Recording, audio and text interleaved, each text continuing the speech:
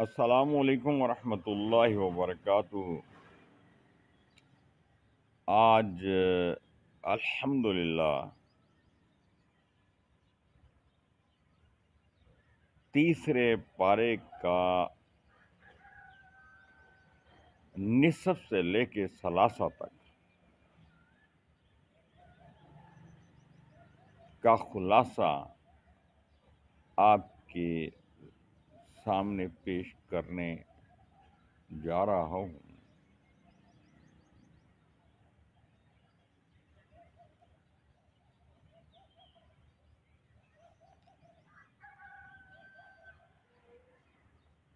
تاکہ آپ قرآن مجید کے اس حصہ کو غور و فکر کے ساتھ پڑھیں، تفصیل کے ساتھ، تفسیر کے ساتھ، تو تب ہی آپ کو پتہ چلے گا کہ یہ اللہ کی کلام جو ہے یہ ہمیں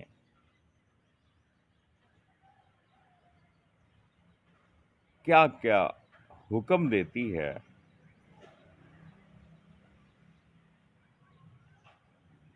اور ہمارے سامنے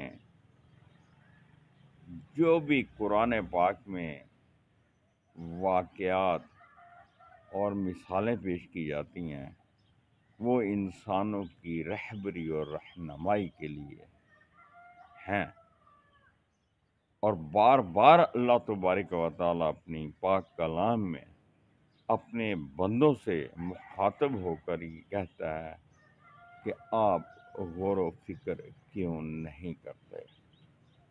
لہذا میری یہ آپ سے درخواست ہے کہ آپ روزانہ کم از کم چند سطور ہی غور و فکر کے ساتھ دیکھ لیں، پڑھ لیں۔ اللہ یقیناً اس کا آپ کو بہت زیادہ اجر عطا فرمائیں گے۔ اس حصہ قرآن میں تو پہلی بات تو یہ بتائی جا رہی ہے کہ اللہ کے نزدیک دین جو ہے وہ صرف اسلام ہی ہے، اور کوئی دین جو ہے اس کے مقابلے میں اگر کوئی بنا بنو کے لاتا ہے اور پیش کرتا ہے تو وہ اللہ اس کو قبول نہیں فرماتے۔ اور ساتھ یہ بھی کہا جا رہا ہے کہ اگر تم اللہ اور اللہ کے رسول کے احکامات کی پیروی کرو گے، ان کا حکم مانو گے، تو پھر اس کے بدلے میں اللہ بھی آپ سے بہت محبت کرے گا، اور اللہ بخشنے والا ہر چیز پہ قادر ہے، اور وہ آپ کی تمام گناہوں کو، غلطیوں کو معاف فرما دے گا۔ جو غلطیاں، کوتاہیاں انسان سے ہوتی ہیں ان کو اللہ معاف فرما دیں گے، اور جو لوگ پیغمبروں کی اطاعت نہیں کرتے اور ان کی پیروی نہیں کرتے اور اللہ کا حکم نہیں مانتے،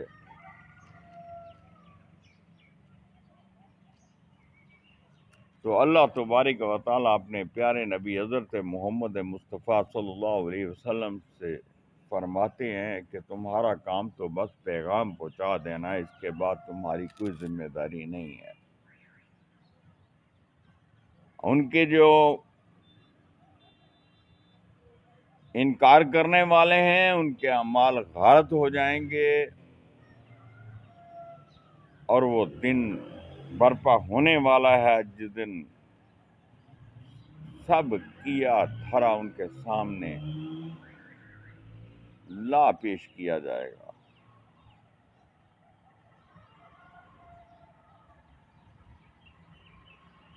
اور اس کے بعد یہی بتایا جا رہا ہے کہ لوگ جو ہیں وہ کتابوں میں تحریفات کر لیتے ہیں، اپنی مرضی کے فیصلے ٹھونستے ہیں، اور قرآن جو اللہ کی کتابیں ہیں ان میں سے کچھ حصے کو مانتے ہیں اور باقی حصے کو چھوڑ دیتے ہیں، جو کہ بالکل غلط ہے۔ اور اس بارے میں اللہ نے قرآن پاک میں بھی واضح طور پہ یہ کہہ دیا ہے کہ دین میں پورے کے پورے داخل ہو جاؤ۔ اور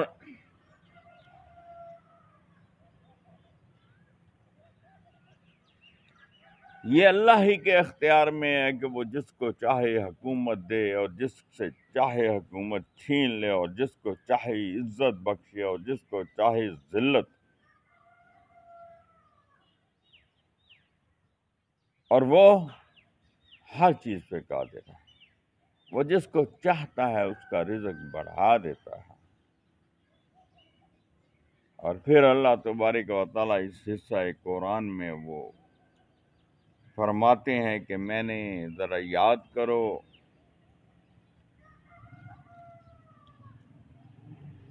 کہ اے مومنو، اہل ایمان کو چھوڑ کر کافروں کو اپنا دوست نہ بناؤ۔ تو وہ کیا خوب کسی نے کہا ہے کہ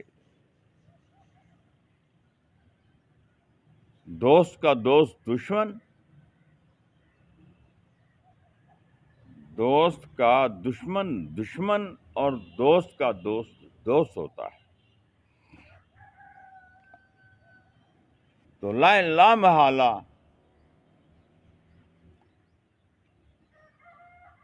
ہمیں انہی سے دوستی رکھنی چاہیے جو اللہ کے دوست ہیں۔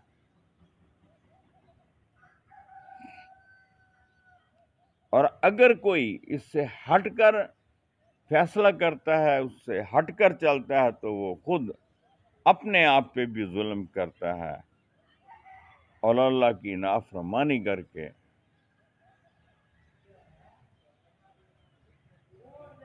وہ کفر کرتا ہے، اور جس کا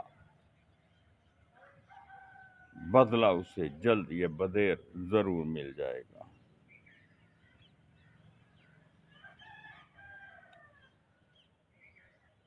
اللہ نے آدم علیہ الصلوۃ والسلام، حضرت نوح علیہ الصلوۃ والسلام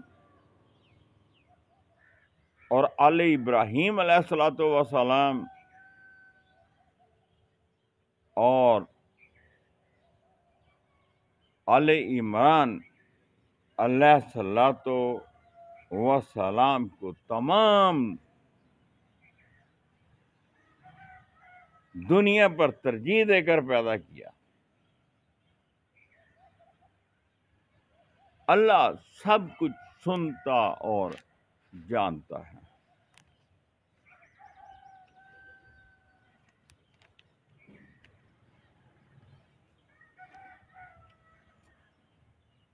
پھر وہ اللہ تبارک و تعالیٰ ایک واقعہ بیان کرتے ہیں کہ وہ عمران کی عورت جو ہے،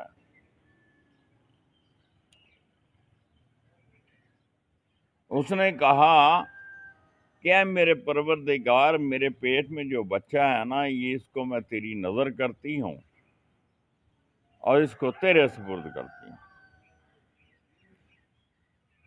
اور جب یہ پیدا ہو جائے گا یہ تمہارے لیے چھوڑ دیا جائے گا، اور یہ تیرا ہی کام کرے گا اور تیری راہ میں چلے گا، اور تیرے لیے اس کو وقف کر دیا۔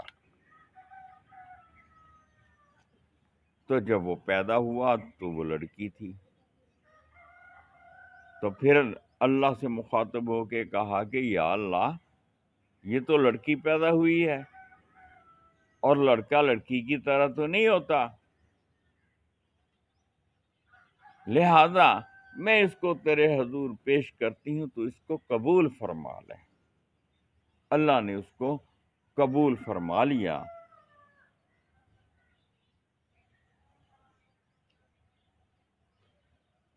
اور ساتھ انہوں نے یہ بھی بتایا، عمران کی عورت نے، کہ اس کا نام میں نے مریم رکھا ہے۔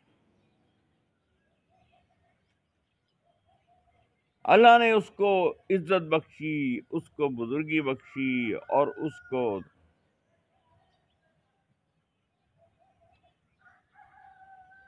ذکریہ علیہ الصلوۃ والسلام کو اس کا سرپرست بنایا۔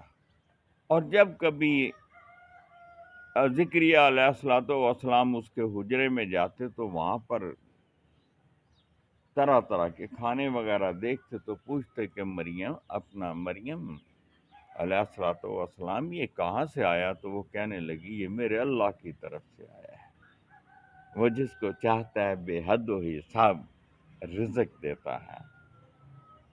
تو انہوں نے وہاں پہ پھر اللہ کے حضور ایک دعا کی کہ اے اللہ، ذکریہ علیہ الصلوۃ والسلام اللہ سے مخاطب ہوتے ہیں اور کہتے ہیں کہ یا اللہ مجھے اولاد کی نعمت عطا فرما۔ اللہ نے ان کی دعا قبول کر لی، اور وہ حجرے میں نماز ادا کر رہے تھے تو فرشتوں نے آ کے آواز دی کہ اللہ نے تمہاری دعا سن لی ہے اور تمہارے ہاں ایک بیٹا پیدا ہوگا، اور وہ اس کو نبوت بھی ملے گی، اور وہ بہت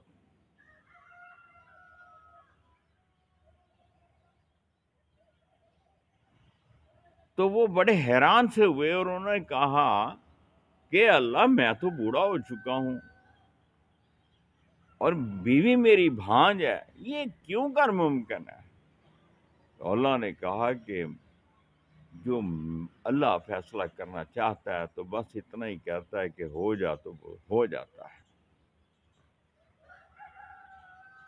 یہ واقعہ ہے وہاں پر حضرت عیسیٰ علیہ الصلوۃ والسلام کا، پھر یہاں پر ذکر شروع ہو جاتا ہے کہ اللہ ان کو پیدا کرتے ہیں بن باپ کے، اور وہ گہوارے میں جس کو پنگوڑا کہتے ہیں اس میں باتیں کرنا شروع کر دیتے ہیں، اور پھر وہ پیدائشی جو اندھے تھے ان کو بینا کرتے تھے، جو کوڑ میں مبتلا تھے ان کو صحت عطا فرما دیتے تھے اللہ کے حکم سے، اور مردوں کو وہ زندہ کر دیتے تھے اللہ کے حکم سے، اور باقاعدہ انہوں نے وہ مٹی سے ایک پرندہ بناتے تھے، اس پرندے میں ایک پھونک مارتے تھے اللہ کے حکم سے، وہ پرندہ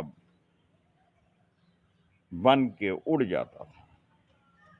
یہ معجزات تھے جو میرے اللہ نے ان کو دیے تھے۔ ان کا پھر آگے یعنی کہ ذکر شروع ہو جاتا ہے۔ تو کہنے کا مطلب یہ ہے